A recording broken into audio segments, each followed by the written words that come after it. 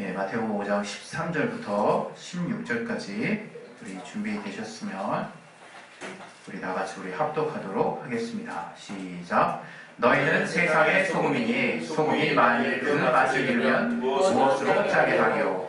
후에는 아무 쓸데없어 다만 밖에 내버려 사람에게 발릴 뿐이니라. 너희는 세상의 빛이라. 산이 있는 동네가 숨기지 못할 것이요 사람이 등불을 켜서 말 아래 두지 아니하고 등경 위에 두나니 이러므로 집안 모든 사람에게 비치느니라. 이같이 너희 빛을 사람 앞에 비치게 하여 저희로 너희 착한 행실을 보고 하늘에 계신 너희 아버지께 영광을 돌리게 하라. 아멘. 예, 우리 시간에 좀 하나님께서 이 말씀 가운데 우리 각자에게 필요한 말씀을 또 들릴 수 있도록 깨달을 수 있도록 역사해달라고 기도하겠습니다. 하나님 아버지, 하나님께서 깨닫게 하시고 안게 해주시고 역사해 주시옵소서. 주님이 알게 하시는 피하는 은혜가 우리를 넘칠 수 있도록 아버지 도와주시옵소서. 아버지 성령을 충만하게 주시고 아버지 역사해 주신 교회 주시옵소서. 아버지 정말 하나님께서 함께 하시는 희한 은혜가 우리를 넘칠 수 있도록 아버지 도와주신 교회 주시옵소서. 내게 말씀을 지어시고 능력 주시고 하나님의 선한 역사가 있을 수 있도록 아버지 도와주신 교회 주시옵소서. 깨닫게 하여 주시옵소서. 하나님은 우리에게 삶의 목적을 주신 분이십니다. 우리가 살면서 다양한 목적을 가지고 있어요.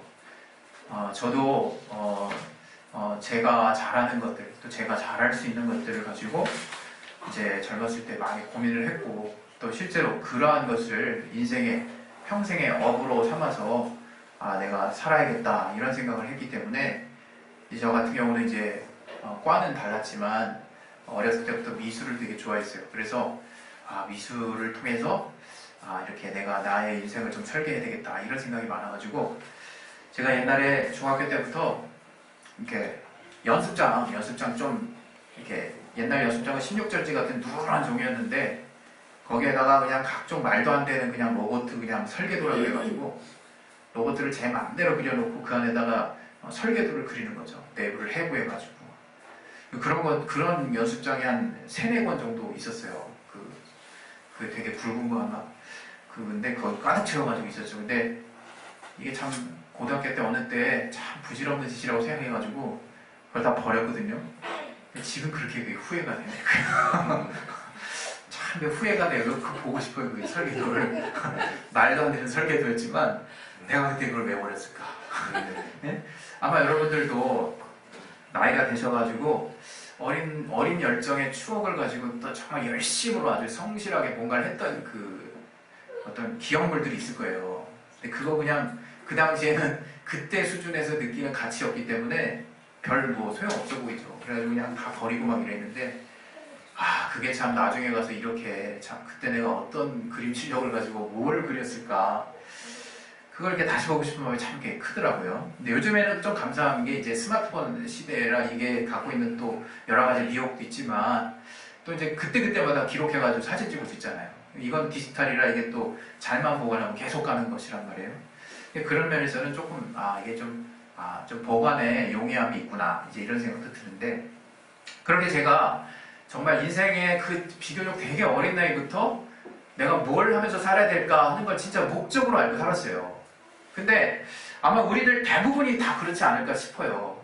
바로 우리의 삶의 목적은 내가 무엇을 하면 먹고 사느냐 바로 그거라는 거죠. 그러니까 그거 이상 넘어가지 못하는 사람이 있고 이제 거기서 넘어가면 이제 또 다른 뭔가 가치를 위해서 추구하려고 하는 그런 어떤 우리의 어떤 생각의 사고가 열리긴 하는 것 같아요. 그러나 어찌됐건 우리가 그거 먹고 사는 부분에 있어서 우리의 가치가 대단히 많이 투영이 될 뿐만 아니라 이제 그렇게 해서 사는 것을 마치 나의 인생 또는 우리의 삶이다 이렇게 이제 여겼던 이제 시기를 제가 기억을 합니다. 근데 그것이 사실 따져보면 이게 인생의 목적이 아닌 거거든요. 근데 참 우리가 지금도 여전히 성인이 돼서도 우리가 비록 어떤 삶의 어려움이 있을지라도 이제 정말 그러한 것들이 목적이 돼서 우리를 움직이게 해서는 안 되는 거거든요. 근데 우리가 참 대부분의 삶의 어떤 목적들을 보면 무엇을 해서 먹으면서 살까라는 것에 삶의 어떤 생존의 부분하고 연계가 돼가지고 그 삶의 목적들을 너무나 자연스럽게 당연하게 이렇게 정하면서 살고 있으세요. 근데 그 부분을 이제 우리가 대학교 때 공부할 때 제가 제일 싫어했던 과목 중에 하나가 철학이었거든요. 일단은 뭔 소리인지 모르겠어. 그리고 뭔 저렇게 형이 상학적인 얘기를 하는데 내가 듣기에는 하나도 이해가 안 되는 거예요. 그냥 그래 저게 무슨 궤변을 저렇게 이렇게 풀어냈을까. 근데 제가 이제 하나님을 알고 이제 신학을 조금 하고 그 다음에 신앙에 대해서 알게 되고 그 다음에 인간의 가치에 대해서 생각하는 그 시간이 많아질수록 이 철학에서 철학자들이 한 말들이 이게 다시금 떠오르는 거예요. 뭐 제가 많은 철학자들을 알지 못하지만 우리가 뭐 사실 이 신학이라는 게 사실 철학자들의 영향 없이는 생각할 수 없는 부분이거든요. 이 철학자들에게서 그래서 이 바울도 이 아테네를 갔을 때 이 에피쿠로스 학파랑 스토아 학파를 이렇게 보면서 종교성이 충만하고 범사에 이렇게 뭔가 이렇게 알에 대한 욕구가 충만한 것에 대해서 말을 하지 않았습니까? 근데 그것이 그냥 의미가 없는 게 아니라 바로 나를 알아가는 시도라는 거예요. 이게 제가 예수를 믿었을 때를 한번 생각을 해봤는데 그때 내가 어떻게 해서 예수를 영접하게 됐느냐를 딱 생각했을 때 그때 진짜 한마디로 4글자로 표현할 수 있는데 그 당시 제가 느꼈던 인생에 대한 정리가 뭐냐면 인생무상이었어요. 인생무상. 정말 내가 이렇게 해서 내가 하고 싶은 걸 하면서 내 목적을 이루면서 다 살면 그게 무슨 의미지? 이게 나의 결론이었어요. 그 당시에. 여러분 그 생각을 한번 해보세요. 우리가 사실 예수를 만났기 때문에 이제 진실 앞에 부딪힐 수 있는 용기가 생겼거든요. 그러나 우리가 예수를 만나지 못했다면 누구도 담대히 진실 앞에 부딪힐 용기가 없어요. 그리고 그 진실을 어떻게든 돈으로 극복해보려고 하는 무한한 시도가 있을 뿐이지 그것을 내가 거부할 수 없다 이거예요. 그 거부할 수 없는 진실은 죽으면 끝이라고 하는 생각이에요. 죽으면 끝이라고 하는 생각. 그게 내가 이 삶의 이 육신의 삶을 더 연장하게 하는 동력이 될 수는 있어도 그것이 결코 나의 정말 인생의 목적에 대한 근본적인 공허함을 해결해 줄 수는 없는 거예요.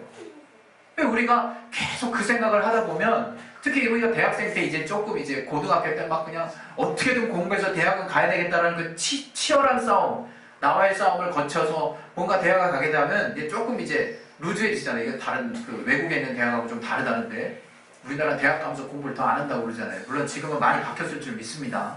그러나 거기 가서 어쨌든 생각도 많이 할 수 있는 시간이 이제 부여가 되는 거죠. 그러면서 비로소 도대체 나는 왜 살아야 되는 거지부터 생각을 하는 거예요. 그게 그냥 단지 영세주의적인 생각이 뿐만이 아니라 정말 인간 본연의 가치에 대해서 그때서야 비로소 생각을 하게 되는 거예요. 하나씩, 둘씩. 그러면서 나는 왜 살지부터 생각하면서 나는 누구지? 그리고 호흡하는 나의 자아는 뭘까? 그리고 내가 죽으면 나라고 자각하는 그것은 어디로 가는 거지? 이런 근본적인 질문들이 내 안에 막 떠오르는 거죠. 하나씩 둘씩. 그때 이제 이상해지는 거예요. 그때 이상해진다기보다 심각한 고민이 드는 거예요. 그때부터 사실. 왜? 하나님이 우리 인간에게 이 자연 만물을 통해서 충분히 하나님을 알아서 찾아갈 수 있는 신성을 부여하셨거든요. 그러니까 우리는 누가 뭐라고 하지 않아도 이 만물 가운데서 또 우리가 삶의 환경 안에서 뭔가 이 영원함에 대한 간절함을 우리가 느끼게 되는 거예요. 그러면서 우리는 막연하지만 정확히 특별계시로 계시된 주님을 알지 못한다 할지라도 이 막연한 절대자에 대한 어떤 생각을 갖게 되는 거죠.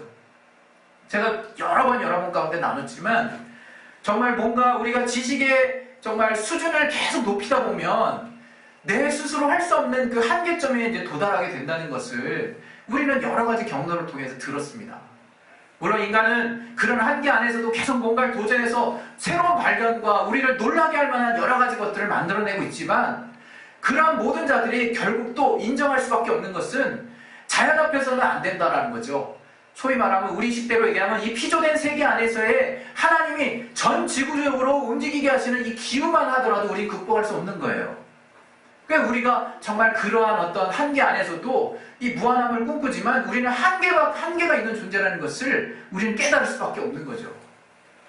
그래서 우리는 결국 그러면 내가 왜 이 세상 가운데 태어났으면 왜 굳이 이러한 생각까지 하는 존재로 내가 지금 이렇게 이게 쓸데없는 고민처럼 여겨지지만 실제 삶을 사는 데는 별 도움 없다라고 여겨지지만 이 삶이라고 하는 것은 이 세상이 이리 문명이 만들어 놓은 한계일 뿐이지 내가 그 너머에는 무엇이 있을까 하는 근본적인 물음이 나 자신에게 있는 거예요. 그러한 삶의 목적에 대한 갈급함. 오늘 그 부분에 대해서 성경은 명확하게 얘기를 하고 있는 거예요. 우리들이 어떻게 지음을 받은 존재이냐? 바로 하나님과 영적인 교제를 할 수 있는 존재로 아주 충분하게 지음을 받았다는 거예요. 거기서부터 우리가 나 자신을 발견해 나갈 수 있는 거예요. 거기서부터. 그리고 하나님이 우리와 교류할 수 있는 그런 영적인 영성을 우리에게 부여해 주셨을 뿐만 아니라 죄로 말미암아 타락되었지만 이제 아들 예수를 보내셔서 다시금 우리를 상상할 수 없는 특별한 하나님과 교류하고 하나님의 자녀의 신분으로 함께 그날에 영원히 함께 할 수 있는 그러한 자격을 부여하셨다는 것이 성경이 우리에게 계속적으로 주장하고 있는 또 강조하고 있는 또 우리에게 진리로서 선포하고 있는 말씀이라는 거예요. 우리가 이 말씀에 내 인생의 목적을 과연 정할 수 있느냐 이게 우리가. 여러분 우리가 인생의 목적을 우리가 예수 믿으면 예수 믿었더니 내 삶이 이렇게 풍요로워지는구나 여기서 끝나면 안 되는 거라는 거예요. 우리 삶이 풍요로워지는 것에 하나님이 우리를 알게 하신 우리를 지으신 목적이 근본적으로 있는 게 아니라 이거예요. 하나님은 우리를 아끼시고 우리를 정말 신명박직하게 지으신 거 맞아요. 이 땅에서도 우리가 정말 평생을 다 투자해도 보고 느끼고 즐기고 정말 감탄할 게 한두 끝도 없다고 저는 믿어요. 실제로 그러니까. 그러나 그것만으로 끝이 아니라는 거예요. 그것만으로. 이렇게 일종의 이 땅에 하나님이 우리에게 눈으로 우리 이 땅에 육신의 감각으로 보여주신 모든 환경들은 결국 영원한 나라에 대한 모델이라 해요. 영원한 나라에 대한. 그 나라에 가서 감탄하지만 감탄에 그 나라 가서 심장마비로 죽거나 그러지는 않겠지만 그 영광스러운 것에 대한 그 비유를 우리가 이 땅에서 보고 있다라고 보시면 맞는 거예요. 왜? 이 땅의 삶은 잠깐이요 저 하늘의 삶은 영원한 것이기 때문에 저와 여러분의 삶의 가치, 삶의 목적이 과연 정확하게 이전이 되고 있느냐 그것이 너무 중요하다 이게 우리 이 땅에서. 우리가 예수를 믿지만 많은 정말 부도덕한 일들이 세상 사람들에게 막 그냥 낱낱이 공개돼요. 그리고 우리가 예수를 믿지만 저 사람 예수 믿는 사람 맞아? 라고 하는 의문을 가질 만한 그런 어떤 정말 나쁘고러운 일들이 우리 예수를 믿는 사람들 안에서 벌어져요. 도대체 왜 그럴까? 왜 그런 일들이 우리에게서 그냥 단순히 여러분이 그렇게 생각하실 겁니까? 우리도 죄인이니까 우리도 예수를 믿긴 하지만 육체가 있는 사람이잖아 라고 해서 그냥 그 육신의 한계로만 우리가 지금 벌리고 있는 그런 어떤 도덕적인 타락과 또 사람들에게 덕이 되지 못하는 어떤 행실들이 그냥 그런 이유로만 딱 정의되느냐 이거예요. 저는 그렇지 않다고 보는 거예요. 우리가 그럴 수 없는 존재라고 성경은 계속 말하고 있습니다. 내가 정말 죄인의 괴수일 뿐만 아니라 이 죄가 내 은혜, 하나님께 받은 은혜를 더하게 하는구나 라고 바울이 우리에게 얘기했음에도 바울은 그렇게 얘기했어요. 그 다음에 그러면 너희가 은혜를 받게 하기 위해서 죄를 더 짓겠느냐? 그럴 수 없느니라. 주님이 그러셨거든요. 바로 우리가 삶의 목적이 바뀐 자이기 때문에 그 말을 할 수 있는 거예요. 바울이. 우리가 그 누구보다도 가장 뚜렷한 인생에 정말 정점을 찍을 만한 확실한 터닝포인트를 가진 경험을 내 육신에 가졌기 때문에 네가 그럴 수 없는 자가 된 것이다 라고 담대히 얘기할 수 있다는 거예요. 육신으로 완전한 자가 되라고 계속 추구하는 것이 아니라 율법적으로 행위로 완전한 자에 이르르라고 말하는 것이 아니라 우리가 이제 정말 예수로 말미암아 너무나 뚜렷한 체험을 우리 육체 안에 두게 된 거예요. 우리 삶의 목적이 바뀌기에 충분한 경험들이 우리 안에 가득 들어온 거예요. 우리는 그래서 그 죄의 문제에 대해서 우리가 이제 육신의 그냥 유혹으로만 볼 수 없다라고 하는 거예요. 우리가.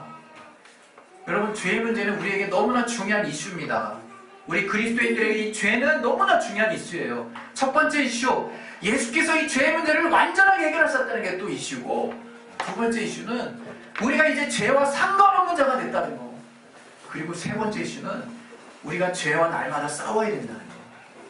우리가 날마다 죄와 싸워야 되는 존재가 된 거예요. 왜? 이제 신분으로는 저와 여러분이 너무나 확실하게 인정할 수밖에 없는 거.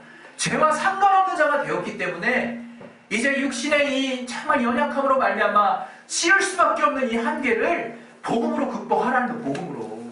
성령으로 극복을 해보라는 거예요. 정말 무너졌으면 오뚜기처럼 계속 일어나 보라는 거예요. 과연 나의 삶이 어떤 삶의 목적을 향해서 달려나가게 되는지를 한번 직접 체험해 보라는 거예요. 그래서 우리 그리스도인의 행실은 중요합니다, 여러분. 오늘 같이 나눴던 본문에 예수께서 소금과 빛에 대해서 얘기하셨어요. 얼마나 우리가 잘 아는 말씀입니까? 그런데 그 마지막 구절에 우리의 착한 행실을 통해서 바로 그 복음이 온전하게 전파될 수 있도록 하라고 말씀하시는 거예요.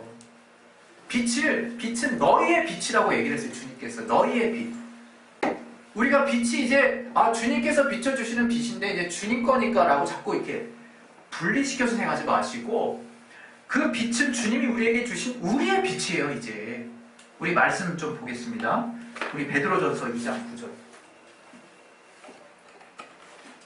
베드로전서 2장 9절.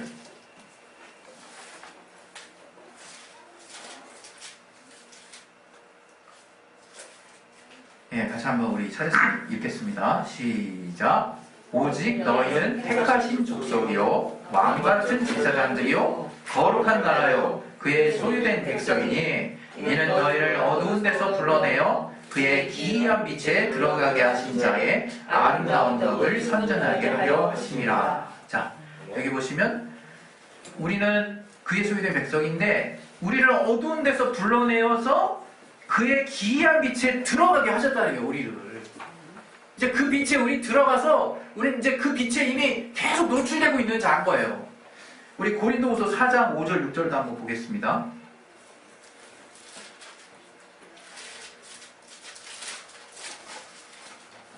고린도후서 4장 5절 6절. 같이 한번 우리 읽겠습니다. 시작.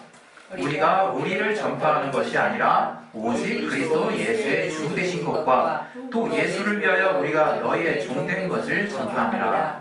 어두운 데서 빛이 비치리라 하시던 그 하나님께서 예수 그리스도의 얼굴에 있는 하나님의 영광을 아는 빛을 우리 마음에 비치셨느니라. 우리 마음에 비치셨다는 거예요. 마음은 뭡니까? 우리의 생각, 우리가 행동하는 행위는 마음에서 출발하는 거예요. 우리 마음에 그 하나님의 빛이 비춰졌기 때문에 이제는 별도로 떨어져서 생각할 일이 아니라 이제 내 안에 있는 주님이 비치신 빛대로 그 빛이 비춰지는 그 빛을 우리가 우리의 행실을 통해서 나타내야 된다는 거예요. 우리의 주변에, 우리의 삶에. 고린도서 1장 21절에는 하나님이 전도에 미련한 것으로 우리가 하나님을 전파할 수 있도록 우리들에게 사명을 주셨다는 것을 말씀해 주셨어요. 우리가 복음을 맡은 일꾼이라 이거예요. 복음을 다른 사람에게 어떤 방법을 통해서도 우리를 통과하지 않으면 전해지지 않습니다. 예? 더러 우리가 말씀 듣고 자기가 스스로 교회 와가지고 변화됐다 그러시는데 잘 생각해 보세요. 하나님의 말씀을 누가 전합니까? 사람이 전하지 않습니까? 그 말씀은 어찌됐건 어떤 형태로든 내가 들었기 때문에 거기에 심경의 변화를 가져서 그런 전하는 자들의 그 목소리를 통해서 우리가 변화된 거예요. 그런데 그 전하는 자들이 정말 그의 착한 행실이 드러나 있지 못해. 예수 그리스도의 빛이 그 사람을 통해서 나타나질 않아. 그 사람이 아무리 영원한 생명을 얘기한다 한들 변화되지 않습니다. 이건 분명히 해야 돼요. 우리 안에 있는 빛이 사람들에게 비춰질 수 있도록. 그래서 주님께서 그 빛이 만약에 촛대 위에 놓여야지 촛대 그 등경 밑에 들어가 있으면 무슨 소용이겠느냐. 그리고 어떤 말대 같은 그 밑에 숨겨놓으면, 보관하듯이 숨겨놓으면 그 빛을 누가 볼 수 있겠냐 얘기를 한다 이거예요. 우리 안에 있는 빛이 있는데 예수 그리스도로 말미암아 주께서 우리에게 정말 베푸신 그 행실, 여러 가지 공로와 복음, 그 복음의 빛이 우리 안에 완성체로 들어와 있는데 내가 그것을 등경 위에, 촛대 위에 놔서 모든 사람에게 비칠 수 있도록 나의 모습이 지금 그러한가 하는 거예요. 그러한가. 이건 행위에 대한, 단순히 행위에 대한 문제가 아니에요. 내가 나의 삶의 목적이 바뀌었느냐 안 바뀌었느냐의 문제예요. 이건 정말 단순한 문제에 답하는 것과 같아요. 우리의 삶이 예수로 말미암아 바뀌기로 작정되었고 또 바뀌고 싶고 또 바뀌어가고 있다면 자연스럽게 내게서 열매 맺는 열매들은 그리스도로 말미암는 복음의 빛이 비춰질 수 있는 선한 행실들이 나타나게 돼 있다는 거예요. 윤리, 도덕 그렇게 따져서 구분하고 할 그런 문제가 아니라는 거예요. 어찌 우리가 하늘나라의 백성이 되서 이 땅에서 복음과 상관없는 악한 행실로 잔뜩 묶여있으면서 믿음으로 그냥 하나님이 용서해 주시겠다는 그 자유함을 가지고 하나님 낯짝 그냥 딱 우리 낯짝을 하나님 어떻게 뵐 수 있겠냐. 우리가 말도 안 되는 얘기잖아요. 그거는 정말 우리가 주님 앞에 나아가실 때 정말 예수 그리스도의 그 소금과 빛과 같은 역할, 소금이 짠맛을 내지 못한 그냥 갖다 버려야 돼요. 아무런 의미가 없는 거예요. 우리가 하나님의 예수 그리스도를 만난 주님의 자녀가 되었다면 우리 안에서 복음의 진국이 나와야 되는 거예요. 복음의 진국이. 그것은 자꾸 여러분 고정된 시간으로만 보지 마시라요. 내가 어떻게 하면 이 사람에게 주님이 우리를 정말 위해서 구원하시고 우리를 살리신 사건을 전할 수 있을까? 그게 가장 중요한 복음의 핵심이죠.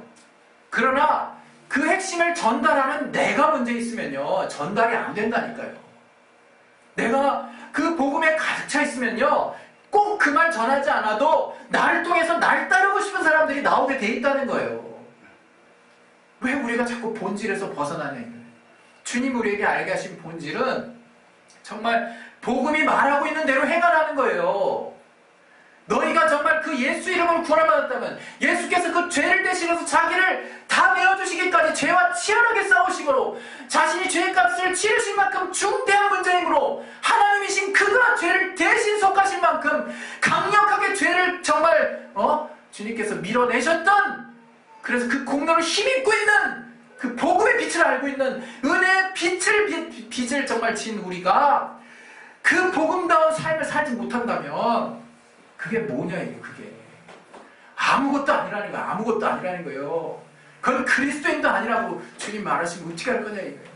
우리가 나중에 신학자들이 그 믿음의 이신층의 그 교리를 만들므로 우리의 어떤 행위에 주님과 떨어질 수 없는 우리의 거룩한 자의 신분과 삶과 믿음과 정확히 일치되어 있는 그 부분이 어쩌면 많이 어려워졌을지도 몰라요. 여전히 변함없이 지금도 오직 믿음으로만 구원을 받지만 우리가 믿었다면, 주님의 복음의 빛을 받은 자라면 내 안에서부터 나타나는 정말 주님의 선한 모습들이 나타나야 된다. 여러분 오늘 나왔던 이 선한이라고 하는 용어들, 이 칼로스라고 하는 그 착한 행실의 그 착한이라는 뜻은요 아름다움이란 덕스러운 뜻이에요. 아름다움, 덕스러운, 선한, 가치 있는. 과연 그런 일을 하고 있냐 이게 우리가. 또 우리 여기 보시면 사도행전 10장 38절에 나사렛 예수에게 성령과 능력을 기름부터 하셔서 저가 두루 다니시며 착한 일을 행하시고 마귀에게 눌린 모든 자를 고치셨으니. 착한 일이 있고 마귀에게 눌린 모든 자, 딱 그렇게만 보잖아요 우리가 늘. 그러나 여기 착한 일을 어원을 찾아보면 이에우르 케테오라는 이건요 인정이 많다는 얘기예요. 선행을 베푼다는 얘기예요. 돌아다니시면서 주님이 가난한 자를 돌아보시고 정말 소외된 자를 주님이 살려주시고 정말 저들에게 주님의 복음을 선포하시고 악한 자에게 눌린 자가 있다면 귀신을 내쫓으셔 병을 고치시고, 이게 다 일체라는 거예요. 그게 다 떨어져서 말할 문제가 아니라 우리가 정말 제대로 주님을 알아야 합니다. 잘못하면 우리가 믿음만 있고 행실로는 전혀 따르고 싶지 않은 자들이 돼 있을 수 있어요. 그것은 우리가 주님을 온 몸으로, 주님이 우리의 삶의 목적을 바꾸신 분으로, 그래서 오직 주님께만, 주님의 이름에만 명예를 드높일 수 있는 우리의 삶의 모습을 내 평생 갖춰야 되겠다는 사명이 내게 부족하기 때문이에요. 여러분 정말 우리가 예수 이름의 영광 돌린다 이거 단순하게 봅시다. 정말 그 이름에 영원롭게 하는 삶이에요. 그 이름에 정말 똥칠되지 아니하고 먹칠되지 아니하고 내가 그 이름을 섬기는 하나님의 자녀라면, 야, 쟤 예수 믿는 사람 맞아? 라는 소리 안 듣게 살겠다는 거예요. 그게 정말 주님께 영광을 돌리는 삶에 정확히 일치하는 삶입니다. 거기에는 정말 하나님이 우리에게 주신 신령한 삶의 영역도 있을 것이고 이 땅에 이웃과의 정말 귀한 삶의 관계들이 있는 것이, 그것을 내가 무시하고 주님을 만났고 주님의 사랑을 안다라고 얘기할 수 없다고 요한일서에서는 명확하게 형제사랑과 관련해서 하나님 사랑을 명하고 있는 거예요. 여러분, 정말 우리는 신앙을 제대로 보고 해야 됩니다. 오늘 정말 하나님께 영광 돌리는 삶이 더 이상 여러분과 정말 별개로 된 뭔가 추상적이고, 내가 정말 단순히 정말 성경에서 아는 이론적인 신학적인 또 신앙적인 어떤 논리에 의해서 주님을 이런 식으로 받아들이면 되는 거구나, 이렇게 지식적으로 받아들이지 마시고, 실제적인 우리의 삶에서 주님이 내게 복음을 통해서 어떤 착한 행실을 행하셨는지를 저와 여러분의 관계 가운데서 풍성하게 이루시게 되시기를 예수 이름으로 축원드립니다. 할렐루야. 우리 시간에 이제 기도하겠습니다. 정말 하나님의 영광의 실체는 우리가 정말 주님을 온전히 믿고 주님이 명하신 대로 순종했을 때 일어나는 거예요. 그 영광의 실체를 보게 되는 거예요. 정말 그것은 단순히 그냥 용어적으로 우리가 이해할 만한 그런 내용이 아니라 하나님의 영광을 보리라 하셨습니다. 정말 주님의 영화로움은 우리의 실생활의 삶 가운데 하나님이 우리에게 알게 하신 복음 안에 담겨있는 그 선한 행실들을 통해서 구체적으로 우리 가운데 나타내실 수 있을 것입니다. 정말 이 시간에 정말 주님 앞에 기도하실 때 내가 하나님께 영광을 돌리는 삶을 더 정말 주님이 우리에게 알게 하신 그 복음의 빛을, 그 주님이 우리를 통해서 우리에게 행하신 그 선한 행실들을 통해서 나와 이웃에게 구체적으로 내가 실천하는 삶을 살 수 있도록 주여 나를 선하게 역사해달라고 우리 시간에 예수여 한번 하시고 기도하겠습니다. 예수여, 하나님 아버지 우리 가운데 성령으로 충만하게 주시고 도와주시옵소서. 주님을 우리에게 알게 하신 그 주님 예수로 말미암아 가치가 아버지 내 안에 구체화될 수 있도록 아버지 도와주시게 주시옵소서. 성령으로 충만하게 주시고 아버지 도와주시게 주시옵소서. 아버지 참으로 나는 주님이 필요합니다. 아버지 주께서 우리에게 영광을 주는 삶의 가치가 무엇인지를 깨닫게 하시고 알게 하시고 내게 정말 그 붙들어 주셨사옵니다.